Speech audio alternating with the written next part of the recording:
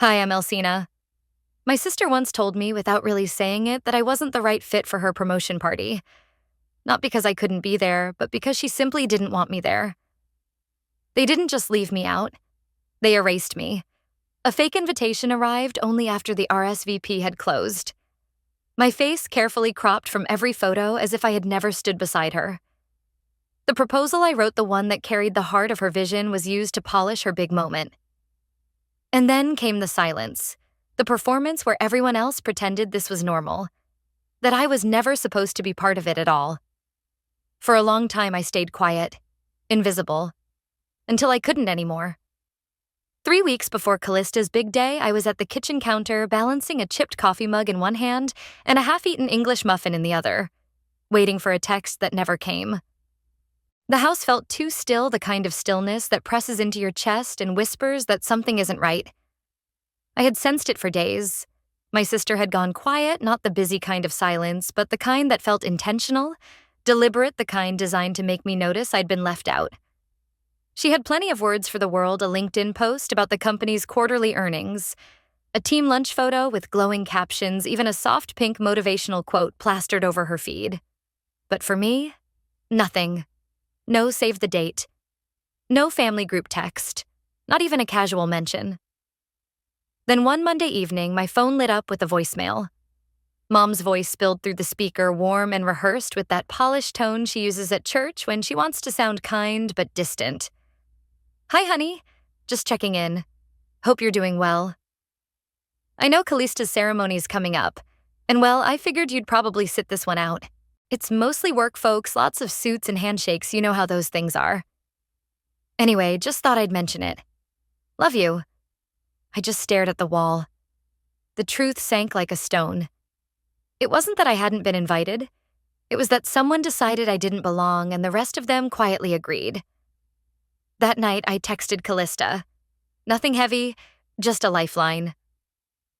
"Hey, saw some buzz about your event. Should I book a flight or—" 3 hours later, her reply arrived. "Hey, it's going to be a really formal night, mostly clients and senior leadership. I figured you'd feel out of place. I hope you understand." I read it once, twice, a third time. It wasn't sharp. It wasn't kind either. It was polished, sanitized, like a corporate email sent to pacify an unhappy customer. Detached, empty. A message that said more in what it didn't say. I didn't push. I didn't beg.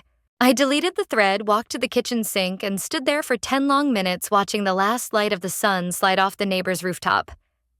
2 days later, an email popped up. Subject line, "You're invited." No name, no greeting. Just a digital RSVP link. Expired. I laughed, not because it was funny, but because it was absurd. It was a paper trail, a future excuse. Technically, we did include her. I closed the tab, tossed my phone on the couch, and lay back, staring at the ceiling fan, turning in its slow, uncaring circles. I felt like a background extra in a film I had helped finance, a story I had once believed I was part of. Because the truth is, I hadn't always been invisible to her. I was there through it all. I was the one holding her hair back during her first college hangover, the one listening to her endless doubts before she pitched her first big project, the one who stayed up editing drafts she couldn't finish. I was there quietly, shoring up the ground beneath her feet. But when the spotlight finally came, she made sure I was nowhere in the frame. I remembered the nights no one else cared to remember. Typing up her resume at midnight before a job fair, trying to make her words sound stronger than her doubts.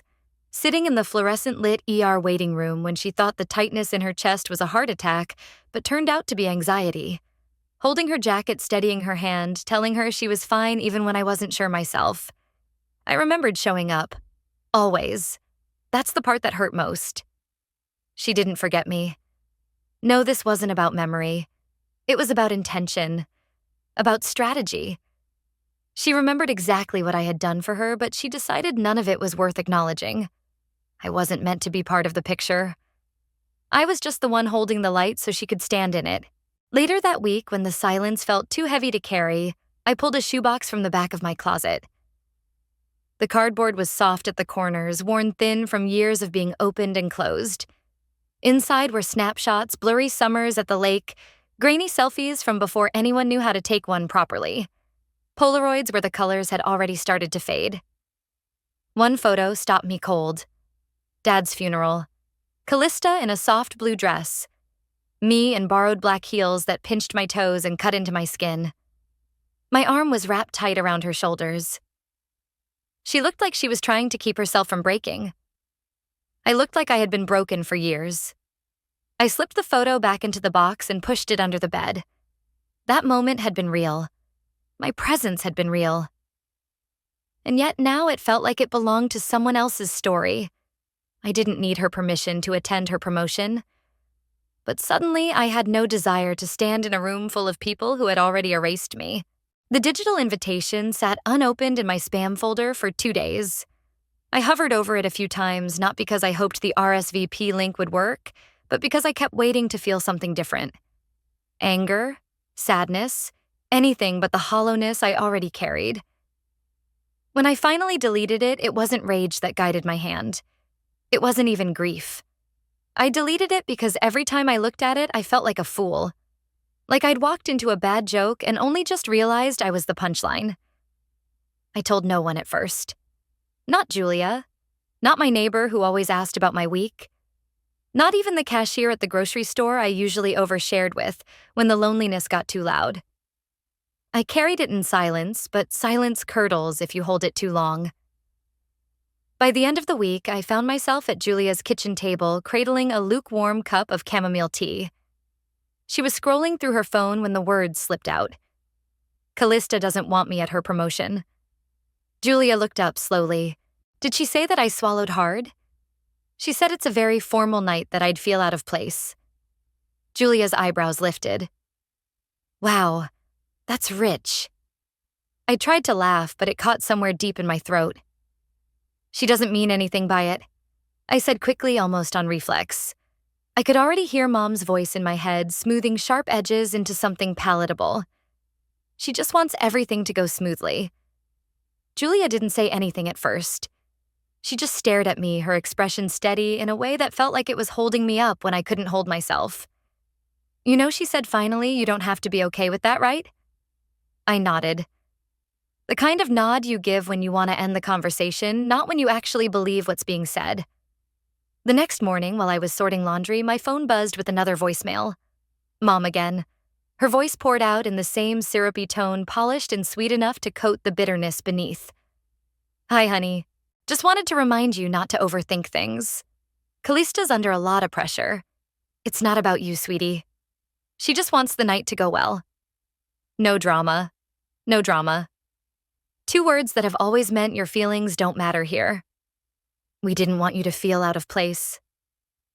Out of place. Those 3 words didn't just sting, they pressed into my chest and stayed there all day, heavy and suffocating like a damp towel I couldn't peel away. I repeated them to myself until the syllables no longer sounded like English, but like some coded truth I was supposed to accept. Out of place. I tried to remember the last time I had truly felt in place with my family. A memory where I wasn't the extra piece, the afterthought, the shadow to someone else's spotlight. But no matter how far back I reached graduations, holidays, even hospital waiting rooms, I couldn't pinpoint it. Somewhere between celebration and loss, between diploma frames and funeral flowers, I had slipped quietly out of the picture. At first, I thought maybe Callista was right. Maybe I really was the cracked tile in her polished floor, the one imperfection she couldn't afford to show when the world was watching. She was seamless, put together, her life curated like a showroom.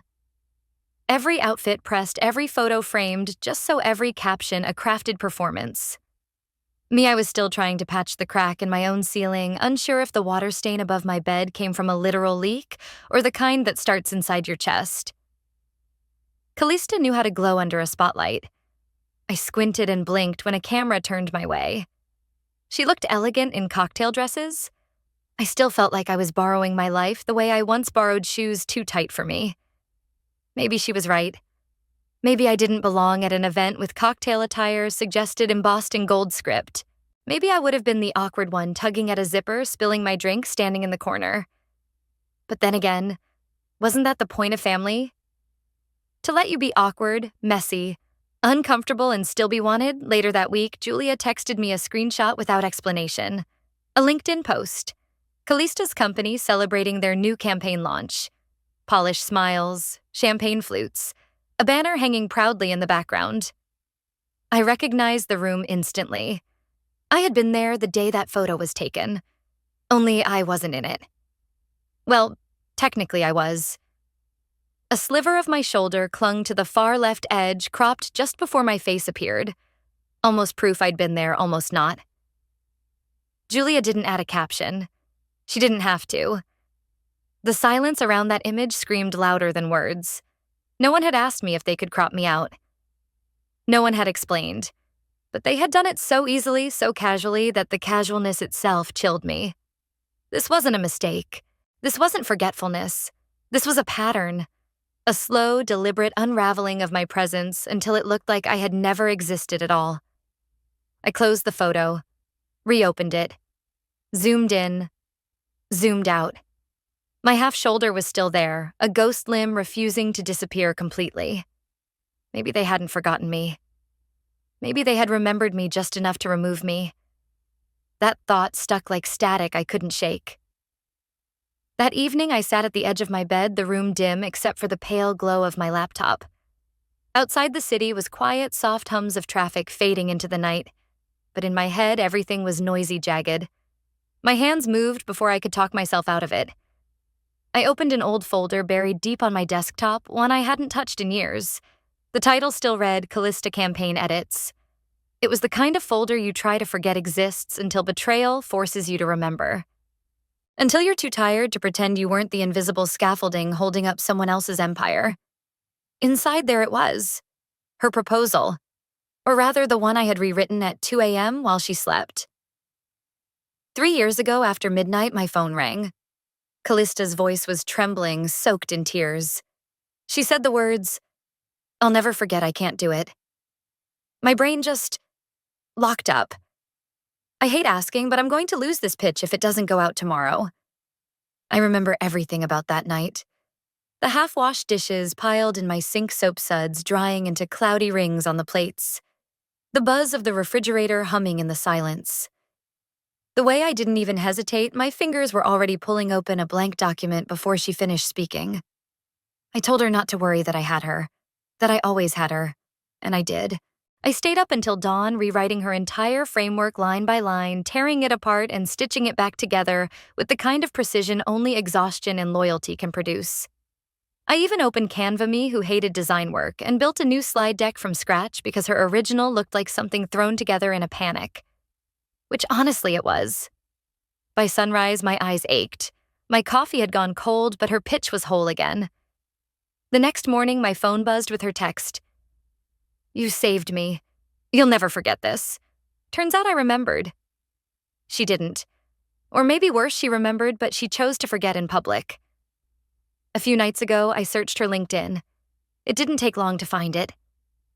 There she was, glowing in a bright, polished photo at some corporate gala, holding a glass plaque like it had been handed down by royalty.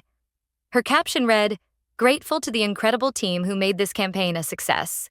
Special shout out to," followed by a list of names I didn't recognize. My name wasn't there. Not even a courtesy in others. Not even a whisper. I stared at it until the letters blurred, until the words felt like they were mocking me. I closed the tab, opened it again, scrolled up, scrolled down.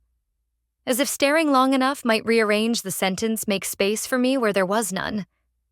But it didn't. By 5 a.m., I found myself outside on the porch, a blanket draped around my shoulders, a chipped mug of coffee cooling in my hands. The sky above me was a pale gray, undecided, as if the day itself wasn't sure it was worth waking up for. And that's when it hit me. This wasn't a mistake. It wasn't about being overlooked or forgotten or lost in the shuffle of a busy life. No, this was deliberate, patterned, carefully calculated. She hadn't just edited me out. She had rewritten the story, a story where I never stayed up until dawn, never rewrote the pitch that saved her, never held her together when she was falling apart. A story where her success was conjured from nothing but her brilliance and hustle, clean, glossy, uninterrupted by the messy human parts she'd rather erase. And suddenly, all of it felt so small. Not unimportant, not meaningless, just transparent. The kind of truth that once seen can never be unseen. I went back inside heart pounding with a grief I couldn't name and pulled out one of the few things I had kept from our father, a small leather-bound notebook. Its spine was cracked, its pages soft from years of being touched. I hadn't opened it in so long. Near the back was a note he'd written the year before he passed. The ink had faded, but the words were still sharp. No matter how far you two go, don't forget who you are to each other. I whispered into the quiet room, my throat tight. I didn't forget. And that's what burned the most. This ache in my chest wasn't about campaign credits or missed mentions or emails that never came. It wasn't even about LinkedIn posts or empty invitations. It was about blood. About being the one who showed up when it was inconvenient, who stood steady when no one else did, and then being erased when the lights came on. Because betrayal doesn't always come with a villain's face. Sometimes it looks exactly like your sister's smile. That night, I reopened the Google Doc. My hands shook as I scrolled to the version history, each timestamp like a breadcrumb trail back to me. My notes, my edits, my words woven between every bullet point of her brilliance. I took a screenshot, then another, saved them into a folder I renamed Truth.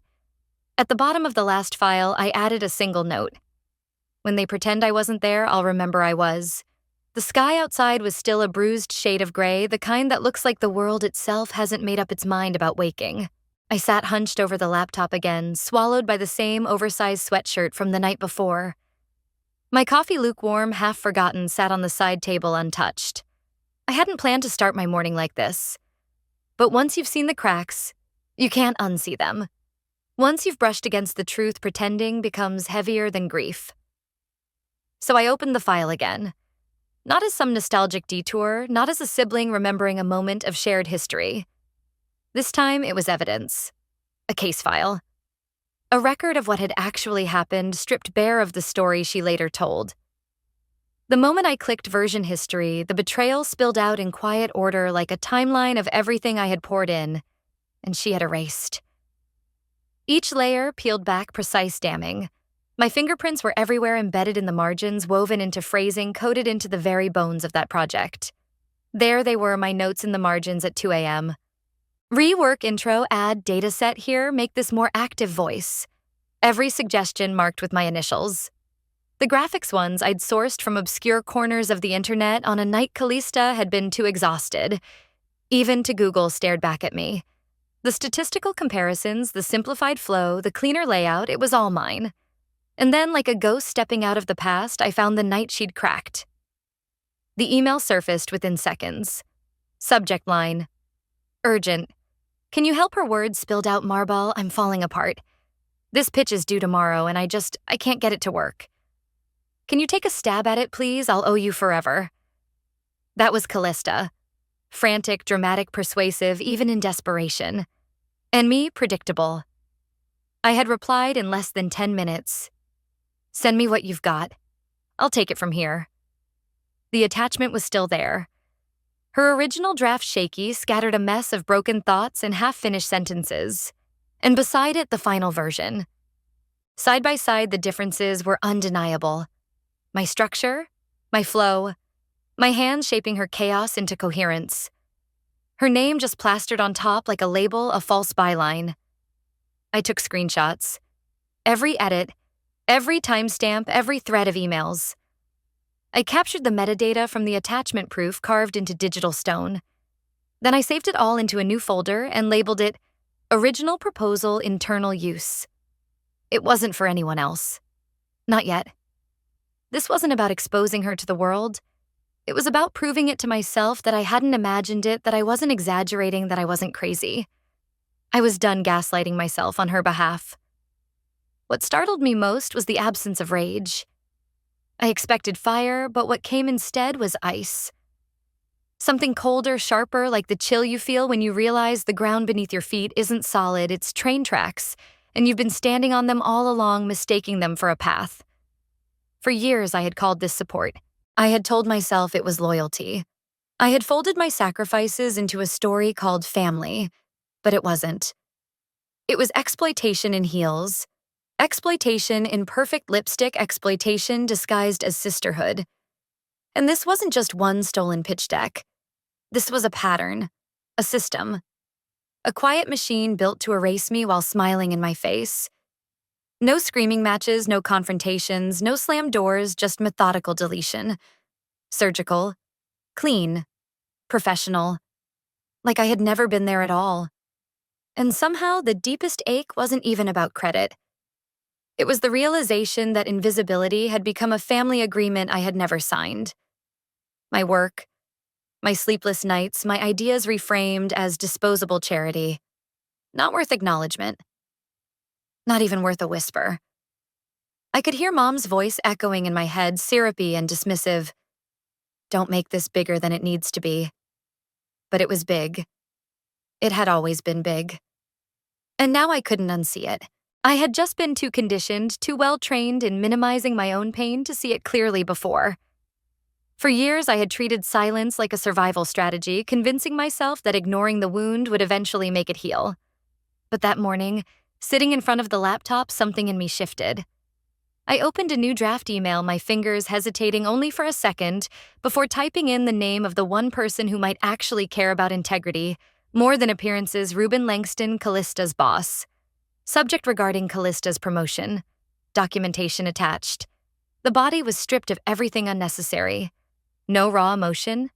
No bitterness disguised as professionalism. Just facts, simple and undeniable. Mr. Langston, I'm sharing materials that may be relevant to the promotion process currently under review. These include files originally authored and submitted by me, later attributed publicly without acknowledgement. I trust you'll review them accordingly. Thank you for your time. I attached the folder, every screenshot, every version history timestamp, every desperate midnight email from Callista that bore my fingerprints.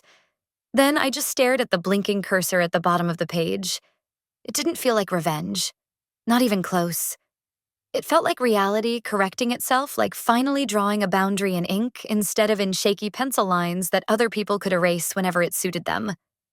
For the first time in a long time, the choice wasn't between her narrative or mine.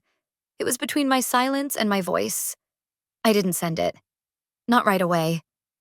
Instead, I saved it to drafts, like placing a sealed envelope on the table and waiting for the courage to slide it across. Then I closed the laptop, walked into the kitchen, and poured myself fresh coffee. My reflection caught me in the microwave door. The same oversized sweatshirt. The same tired eyes. But something had changed, subtle, steady. I looked present in a way I hadn't for months, maybe years. They wanted a version of the story where I didn't exist. Fine. Then I would write my own version, and this time it wouldn't be ghostwritten. By mid-morning, I was back at the desk, hovering over the send button longer than I'd ever admit out loud. The attachments were all in place. The wording was stripped down to a single measured paragraph. No embellishments. No pleas. Just facts lined up like chess pieces waiting to move. My heart wasn't racing. My hands weren't shaking. What I felt was something colder, sharper focus, and then I clicked. The soft whoosh of the email sending was almost laughable in its politeness. After months of rehearsing this moment in silence, after all the breath I'd held inside me, it was almost anticlimactic. Small. But deep in my chest, I knew something had begun. A ripple cast into still water. And ripples never stay small for long. The email wasn't dramatic. It didn't need to be. Attached were the proposal drafts marked up, time-stamped with my initials beside every edit. The late-night email chain. The brainstorming notes scribbled at 3 a.m. The file names she had renamed before passing them off as her own. It was everything Callista had tried so hard to bury, zipped neatly into one undeniable package. Beneath it all, I added a single line: I thought you'd want to see these before announcing her promotion. And that was it. Hours later, Ruben responded. Thank you, Alcina. We'll review this internally. Nothing more, no questions, no invitation to explain. Just corporate restraint, polished, precise silence. But in my apartment, the air had shifted. Thicker, heavier like the sky right before a thunderstorm cracks open. I could feel it in my skin, the awareness that something was about to change. By 4 p.m., I was pacing the length of my living room. Not because I regretted it, I didn't. But because when you've swallowed your voice for years, the sound of finally using it can shake you. After years of folding myself smaller to fit into the shadows, it felt almost unfamiliar to take up space. To say enough and actually mean it. I sat back down and reached for my old planner. Tucked in the back pocket, worn and yellowed, was a note from my father, creased from years of being handled too often. His handwriting was still there, fading but steady. Tell the truth, then let go. He had written it like it was simple. But I was learning the hard way that letting go wasn't one clean break. It wasn't a single decision. It was a practice, a muscle you had to build one heavy breath at a time after years of holding it in. The next morning, when the sun finally broke through the bruised gray sky, I wasn't at my desk. I was in the Harris Teeter parking lot, sliding bags of groceries into the trunk of my car. Ordinary, mundane, and yet beneath the rhythm of it, something in me was different. Because this time, the truth wasn't trapped in my chest anymore. It was out there, moving, rippling, rewriting the story in ways I hadn't even begun to imagine. The sun had finally risen, spilling soft light over the parking lot, the kind that made everything look gentler than it really was. Shadows softened edges. Cars gleamed. Even the chipped paint on the asphalt seemed almost forgiving. I had just slid the last grocery bag into the trunk when a voice stopped me in mid-motion. "You look rested." I turned slowly. Callista. She stood there in heels and a beige trench coat, the kind of coat that looked untouched by any storm, pristine as if it had never met a single drop of rain. Her lipstick was perfect, her hair tucked neatly behind one ear in that effortless way she always had poised, composed, even when inside she might be falling apart. "I didn't expect to run into you," I said, one hand still closing the trunk. Her smile was tight, almost surgical, a smile that could cut glass. "Whatever this is, Alcina, it's unnecessary. You're making things complicated." I leaned against the trunk, letting the sun warm my face. "No. You complicated things the moment you submitted my work as your own." Her smile faltered just for a fraction of a second. "That's not fair." "What's not fair?" I asked, voice steady. "Being told I'm not client-facing enough to attend a work dinner while you're publicly thanking a team on LinkedIn, excluding the person who actually wrote your pitch deck. That's not fair." Her expression shifted, but not to anger. Not to guilt. Something colder, sharper, calculating. "I never asked for this to become messy," she said, almost rehearsed. "We are past it," I replied. "Which is why I'm not asking for anything. No credit. No apology, just space. Unless, of course, you're ready to make room for the truth." Silence stretched between us, heavy and deliberate. She didn't speak, and she didn't need to. Callista had always been fluent in the language of omission, and I had grown fluent in translating it. I didn't wait for more. I walked to the driver's side door, slid in and closed it gently. My reflection in the rearview mirror didn't flinch. I was already gone. I hadn't threatened. I had simply offered a choice.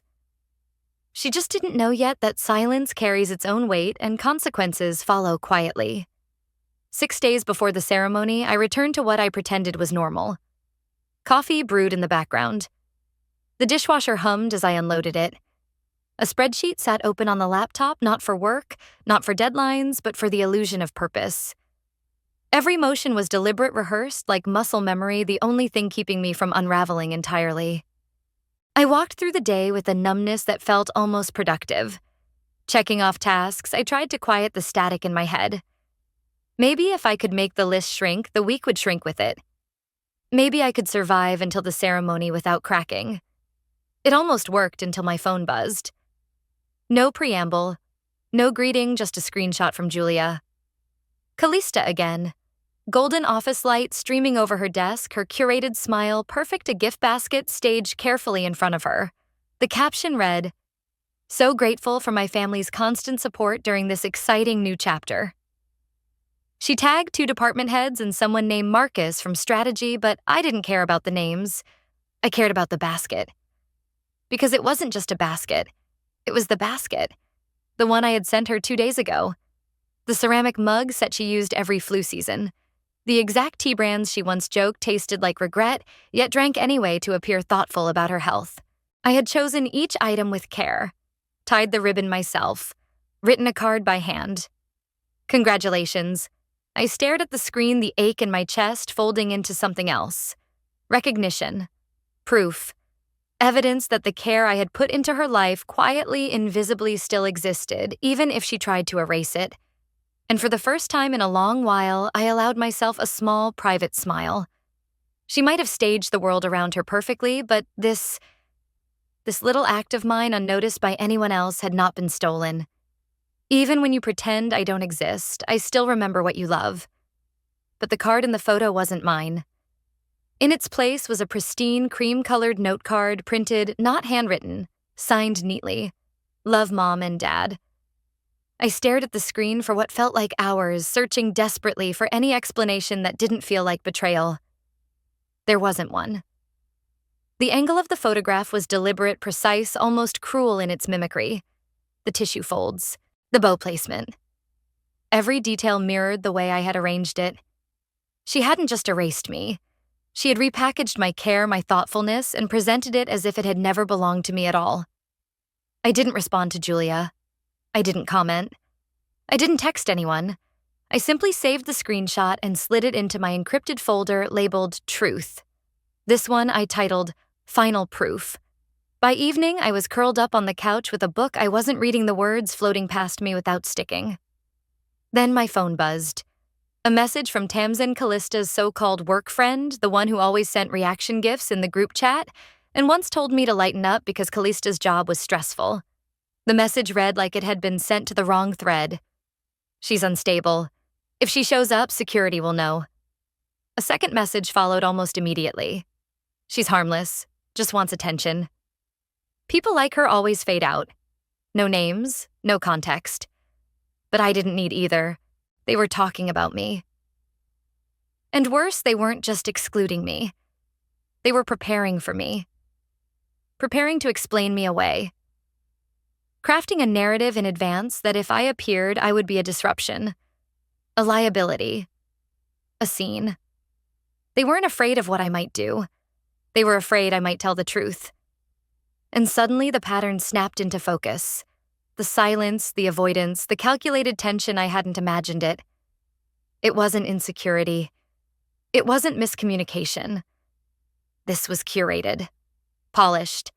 Polite cruelty typed in clean fonts, delivered with precision. I sat still for a long minute, feeling clarity settle like ice in my chest. No rage, no tears, just awareness. Then I stood, walked to my desk, and opened my laptop. Every email, every time-stamped document, every proposal draft, every original file, every collaborative revision. My name tracked clearly in every version history, every annotation, every edit. I organized it all into a new folder. This time I backed it up in 3 places: a private drive, a cloud archive, and a locked USB. I wasn't doing this for drama. I wasn't doing it to make a statement. I was doing it to protect myself from being rewritten, erased, repackaged, and discarded. Then I opened a new email. No stalling, no drafts. Mr. Langston, I typed. I'm following up on the materials I previously shared. At this point, this isn't about accolades. It's about accuracy, and it's about integrity. I do not intend to be antagonistic. I simply believe the truth deserves a seat at the table. I attached every file, every piece of evidence, every timestamp, every edit, every note I had ever made on her behalf. Then, before hitting send, I paused, added one more line. If the ceremony proceeds as currently planned, I will not remain silent. I clicked send. Then I closed the browser, shut the laptop, set my phone down screen first on the desk, and for the first time in a long time, I breathed without holding myself back. I sat in the quiet for a long moment, letting everything inside me settle like sediment in still water. The city hummed faintly in the distance, cars passing, people talking, but none of it touched me. I whispered it to the empty space around me, almost to test the air itself. Let's see who really fades out. The parking lot was already half full when I pulled in, headlights slicing through the morning haze. I parked near the side entrance, not because I was sneaking in, not because I had anything to prove. I didn't plan to walk through the front doors either. I just needed to see it unfold to witness what I had set in motion. The event hall rose at the edge of town, all glass, and uplighting a cathedral of corporate importance designed to reflect prestige and influence. I stayed outside leaning against my car, watching guests arrive. Heels clicked against the pavement, ties were straightened, hands shook with practiced grace. Greetings floated like polished rituals, all etiquette and small smiles. I wasn't on the guest list. I didn't need a seat. The work had already been done, the real work, the invisible labor that had built this moment. My phone buzzed. A short message from Ruben's office acknowledged receipt. Materials noted. Cold. Concise. But there was meaning in the phrasing. Everything was already in motion. I waited until the main crowd had filtered inside, then moved quietly along the side of the building, keeping low behind a row of neatly trimmed hedges near the service entrance. From there, the floor-to-ceiling windows offered a clear view into the ballroom.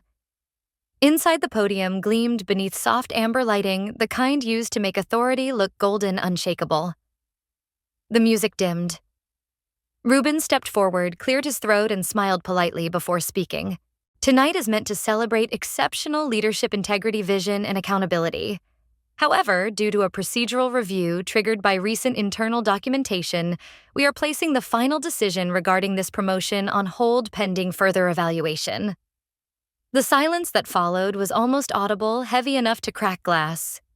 I watched Callista near the front, frozen in that pageant-perfect smile that never quite reached her eyes. She turned slowly, scanning the room as though she could summon the applause with a glance. Her gaze landed on me through the window. I didn't flinch. I didn't wave. I didn't even let my expression betray her. Just steady eyes meeting hers. No malice, no apology. For a moment it was enough. Their eyes locked. Her mouth opened slightly as though she wanted to speak but couldn't. This wasn't about triumph or victory. It was about truth being acknowledged, visible in a way that made everyone around it squirm. 10 minutes later, I walked into the building through the side lobby, slipping silently into the hallway. I wasn't hiding. I didn't need the stage. Vera found me before I reached the elevator. "What did you do?" She hissed, voice tight with disbelief. I met her gaze calmly. "I sent the truth. She is in pieces. You couldn't let her have her moment." She built that moment on something I wrote. She spat venom, barely restrained. I kept my tone even, and expected me to disappear into the shadows while everyone clapped for her. Vera's voice dropped lower, sharper, more pointed. "You've always needed to be the victim." "No," I said. "I just stopped volunteering for the role." Her mouth opened, ready to argue, but I stepped past her before she could finish. I wasn't in the mood to defend the obvious. I didn't owe her my energy, my words, my breath.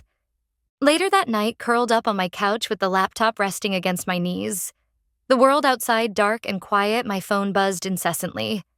The group chat had exploded notifications piling up each ping, carrying fragments of panic confusion, whispers of surprise. I let it buzz. Let it scream. I didn't touch it. Because finally, I could just sit back and watch the ripples I had cast. Ripples that couldn't be ignored, that no polished smile or curated post could erase. Aunt Carol, that was out of line. My cousin Lacey, another message pinged almost immediately. "You embarrassed her in front of everyone." "Family doesn't do that." Molin chimed in with a voice memo, calm but laced with exasperation. "Whatever your issues are, Alcina, you didn't have to go nuclear. You could have handled this privately." Not one message asked what happened. Not a single person paused to wonder how Callista had even gotten there in the first place. Just blanket outrage. All of it circling like a storm they wanted to believe existed only in my actions. Like the truth itself had shattered the perfect image they'd carefully curated. I didn't reply. I didn't need to. I sat in the dark, letting the weight of each notification settle around me. Their fury spun in endless loops, their assumptions ricocheting off a silence I had no intention of breaking. They wanted me to play the villain in a script written without my consent. Fine. Let them. I opened my phone, stared at the typing box in the group chat, and typed a single sentence. Tell her the truth didn't ruin her night, she did. Then I let it sit there unsent, letting the words hover like smoke in a room that didn't need clearing. 2 days after the ceremony, I was still feeling the aftershock somewhere between a weightless relief and the hollow ache of everything I hadn't said. My apartment was quiet that morning, the kind of silence where even the coffee pot seemed hesitant to gurgle too loudly. I hadn't planned to do much, just sit, breathe, maybe finally sleep past 7. But my phone buzzed before I even reached the kitchen. Unknown number. I let it ring once, twice. Then, almost against my better judgment, I answered. "Hi, this is Odessa from HR," the voice said. Polite, efficient, almost unnervingly calm. "Ruben would like to meet with you privately if you're available today." I sank into a chair, bracing myself. "Is this about the documents?" "Yes," she replied. "We've had them reviewed. One of our senior data managers flagged some inconsistencies. She confirmed they predate the final proposal submission. They looked into it." I nodded slowly, the tension in my chest shifting. "I can be there in an hour." Walking back into the building didn't feel the same. I wasn't carrying stacks of evidence or clinging to hope. I wasn't fighting anymore. I was witnessing. They led me to a smaller conference room, less formal, more deliberate. Ruben was already seated at the head of the table. Odessa stood near the window arms, folded calm and precise. Then I noticed the third woman. Older, quiet, navy cardigan security badge clipped neatly to the front. I recognized her only vaguely. Dolores. Maybe once or twice in passing in the hallways. The kind of person most people overlook, the kind of person who remembers everything. She gave me a gentle nod. Then in a clear, steady voice, she said, "I reviewed the original document archive, including server history and embedded metadata. The earliest drafts, along with all major edit trails, are attributed to Ms. Elsina. The timestamps align. The architecture is consistent. This wasn't a late-stage revision." I felt a long, slow exhale leave me like a breath I didn't realize I'd been holding for years. Validation doesn't always roar. Sometimes it just settles in your chest quietly, the weight of truth, finally laying itself across your shoulders like a shield. It's her work. Silence settled in the room like a fog, thick and almost tangible, pressing against the walls and settling in my chest. Ruben looked over at me, thoughtful eyes scanning, measuring. "We're placing the promotion under indefinite review," he said quietly. "There won't be a formal announcement." I didn't ask for more. I didn't need accolades, fanfare, or a public reckoning. I didn't need a press release or a dramatic firing. Sometimes the real victory doesn't arrive in applause. Sometimes it comes quietly, almost invisibly, the absence of an eraser where one once tried to exist.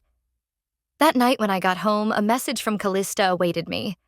It was long paragraphs stacked with the precision of someone rehearsing a TED Talk, each sentence carefully constructed for optics rather than truth. "I didn't think it would spiral like this. You know how much pressure I was under. Let's not make it worse." There it was. Not even a shadow of an apology. Just fear masquerading as concern. Fear dressed in carefully chosen words. I stared at the screen every second, stretching like a taut wire. Slowly, deliberately, I typed a single response. "You rewrote the story." I just made sure I wasn't erased. Then I powered off the phone, letting it thud onto the couch like it weighed 1,000 pounds. And in that simple gesture, I felt the weight lift just a fraction. The next morning, I booked a train to Asheville. No itinerary, no expectations, just a vague memory that it was quiet, green, and the kind of place where city noise couldn't follow me. I packed a small bag and for the first time in months brought my laptop not to finish someone else's vision, not to step into another's shadow, but maybe to begin my own. No posts, no texts, no schedule. I just left. When the train pulled out, the city shrinking behind me, I didn't feel empty. I felt spacious, as if the silence I'd been fleeing for months wasn't abandonment at all. It was room. Room to think. Room to breathe. Room to create. Outside the window, the world softened into motion. Trees blurred past like brush strokes. And somewhere between two small towns, the sun caught the edge of my notebook. I opened it and wrote the first line of something new. I didn't know what it was, and I didn't need to. It felt mine. Somewhere past the halfway point of the journey, my phone buzzed. An email from the internal board. Subject line, revisiting your application. Let's talk. I didn't open it. Didn't need to. I turned the phone face down and smiled. A week later, I found myself in a small wooden cabin just outside Asheville. The kind of place where the air feels scrubbed clean, where even the silence seems to breathe along with you. Early spring was slowly crawling over the mountains, tiny buds appearing on the trees, soft green creeping into view like hope itself. It didn't feel like a getaway. It felt like re-entry, a reset, a reclaiming of space I hadn't realized I had been giving away for years. No schedules, no expectations, no labels. I wasn't anyone's sister, anyone's problem, anyone's afterthought. I was just me. I hiked in the mornings, boots crunching on soft earth moss, trailing along the paths like a silent companion. In the afternoons, I wrote. Not for an audience, not for a paycheck, certainly not for Callista. I wrote because once long ago, the page had held my truth better than any conversation ever could. And for the first time in a long while, the silence around me didn't sting. It didn't echo like punishment or expectation. It settled over me like a blanket, heavy yes, but comforting. It whispered, "You're safe now." Then one morning I opened my email. A message from a woman named Marjorie. I didn't recognize the name. No subject line, no company signature, just one sentence. I was you once. I didn't speak. I paid for it in silence. I sank into my chair, the weight of her words settling over me like sunlight through a window. The message didn't demand anything. It didn't point fingers. But somehow it said everything I had spoken. I had reclaimed my space. I had survived and the world finally was listening. Thank you for saying what I never could. That was it. No dramatic monologue, no desperate plea for validation, no performative crescendo. Just honesty. Raw, quiet, gentle, and necessary. Her words made my throat tighten in that way that feels like both release and remembrance. I read them again, then again, letting each syllable settle into the quiet cabin like a voice from a room I didn't know I needed, a room I hadn't realized had been missing. I hadn't done any of this to make a point. I hadn't spoken for anyone but myself, but knowing that it mattered to someone else, someone who saw themselves reflected in my story, shifted something deep in me. It wasn't about ruined ceremonies, stolen spotlights, or family grudges anymore. It was about refusing to vanish. About insisting that I was here loud enough that silence didn't get the final word. Meanwhile, the family group chat had gone completely quiet. No follow-ups, no performative apologies. Vera's sharp-edged commentary had disappeared. Aunt Carol hadn't even sent one of her passive-aggressive thinking of you memes.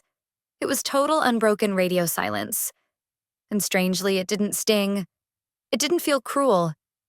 It felt clean, like the aftermath of a storm that had passed over everything else, but left me untouched. I wasn't waiting for an apology.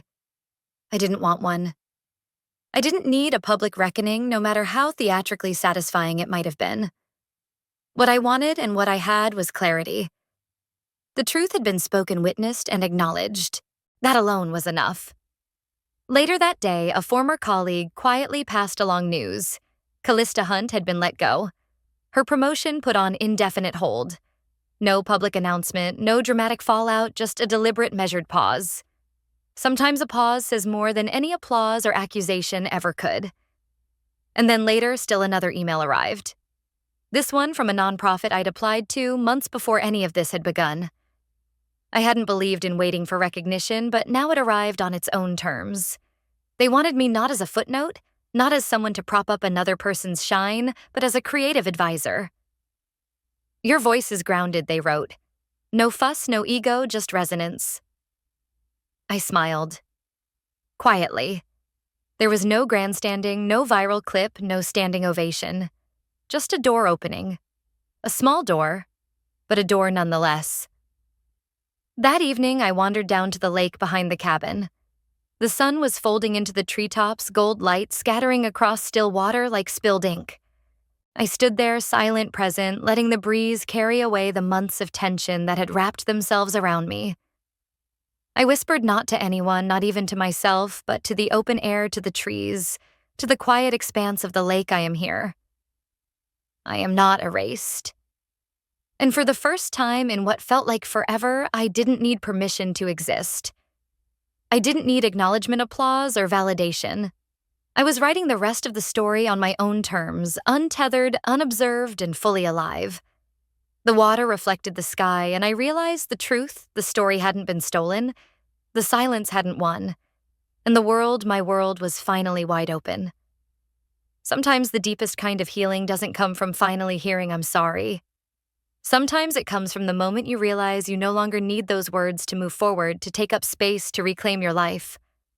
I spent years making myself smaller, shrinking, biting my tongue, believing that keeping the peace meant silencing my needs, dimming my light, hiding the parts of me that demanded attention, love, and respect. But I've learned something crucial. Peace built on silence isn't peace. It's an eraser. It erases your contributions, your presence, your worth. And if you disappear enough times, if you let yourself be erased again and again, it's easy to start believing you were never meant to take up space at all. But I know better now. I choose to be whole even if it makes others uncomfortable.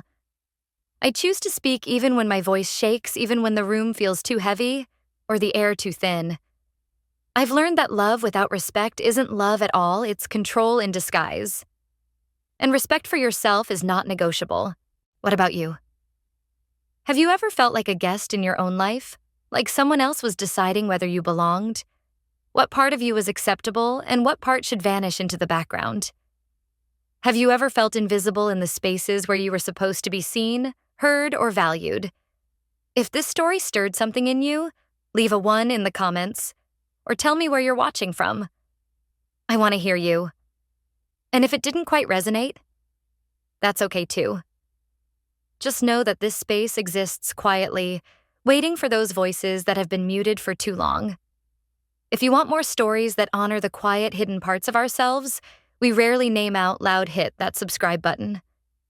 This is a space for reflection, for connection, for recognition. A space that reminds you that your voice matters, that your presence matters, that you matter. Because sometimes the most radical act of courage isn't demanding an apology or a thank you. It's simply choosing to exist fully, unapologetically, and to let your own story unfold on your own terms.